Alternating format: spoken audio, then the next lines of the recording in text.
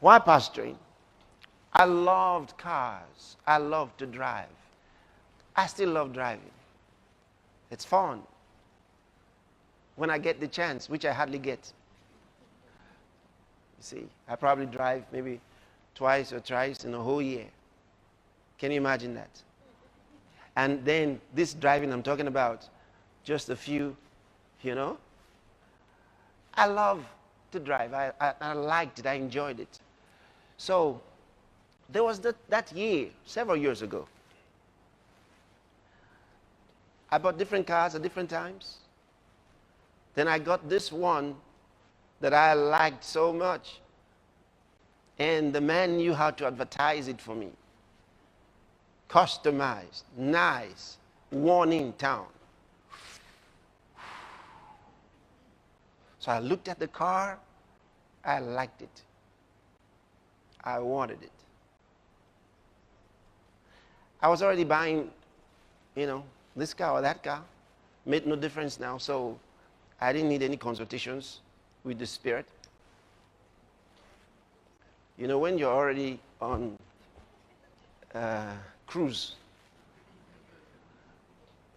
and there's nothing on the road, you just keep going. You don't try to, everything is, so you don't prepare for emergencies. So it was gone. And that's the way I came to this car. And I liked it. No consultations. And I paid more for that car than any other 3 cars put together before then.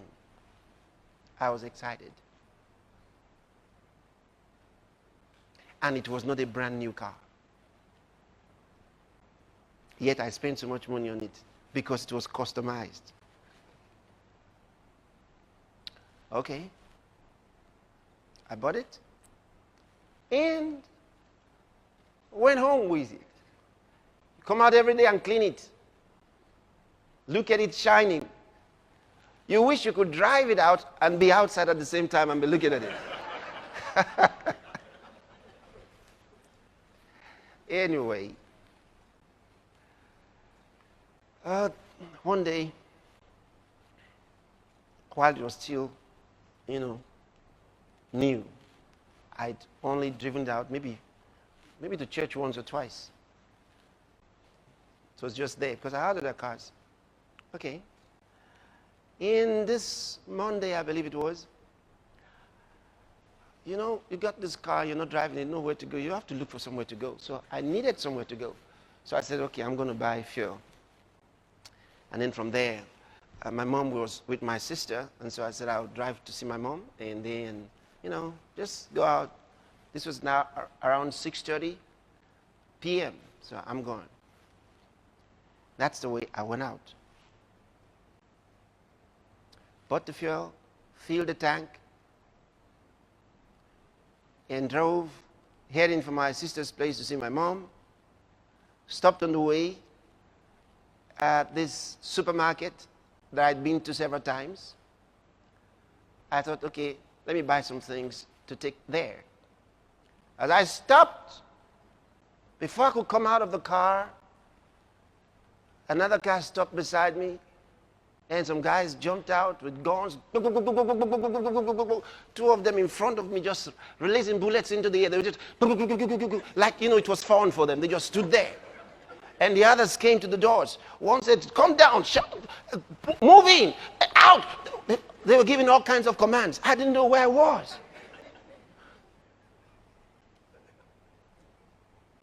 Oh. Before I knew what was happening, they opened the back door and said, get inside. The other one opened the boot to get inside. Everywhere. Come out. Where are you? I didn't know what happened to me. They were shouting so much. I didn't know which of them to obey. And the street was neat in seconds. They fled. The people fled.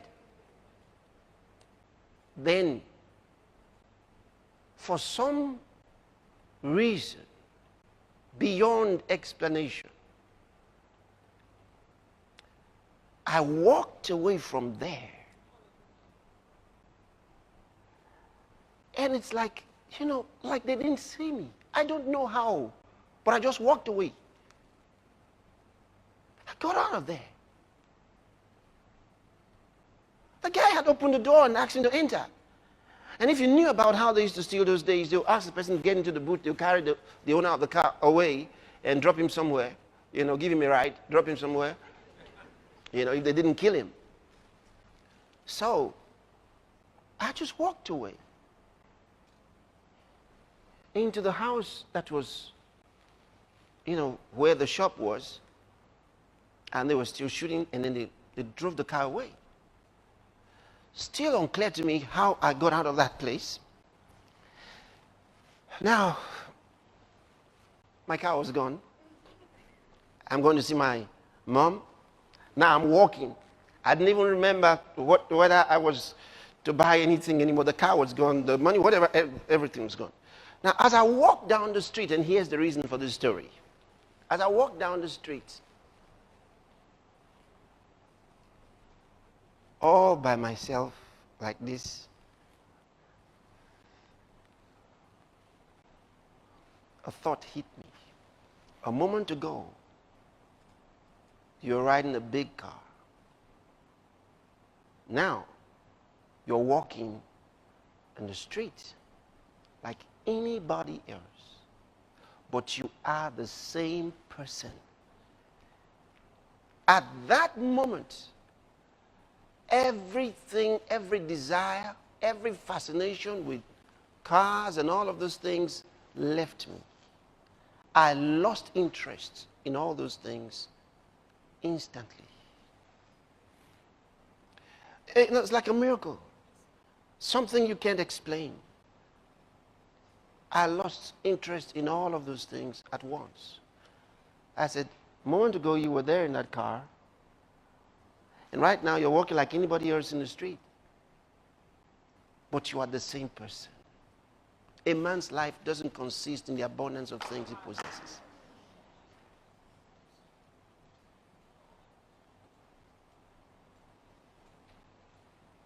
And this is so important.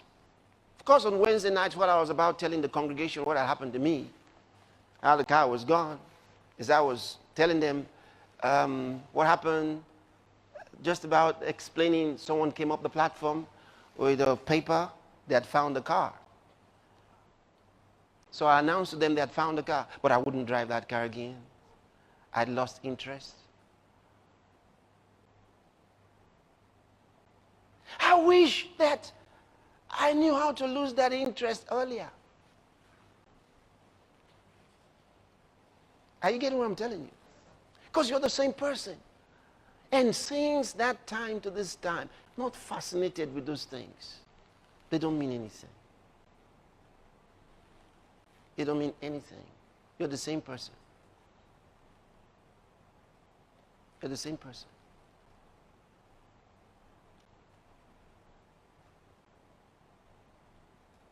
Don't wish for those things. Wish to fulfill the call of God in your life. That's the most important. Have a different kind of desire. Nothing in this world satisfies. Nothing. Nothing. And you see, God will bless you faster than you can make releases. Let me put it this way, because sometimes when we talk like this, there are those who say to us, but if you keep giving, you may never have anything. You just keep giving, and then you never have. The point is this: what God doesn't want is for anything to have you. We give. I give all the time. But the thing is this: I am unable to catch up with God. Before I have time to make my calculations, He's beaten my figures. And in everything. No wonder He said that seed time, He said, will overtake that harvest. And the harvest will what? Overtake the seed time. Such that you find yourself before the harvest, another seed time has come. And while you are still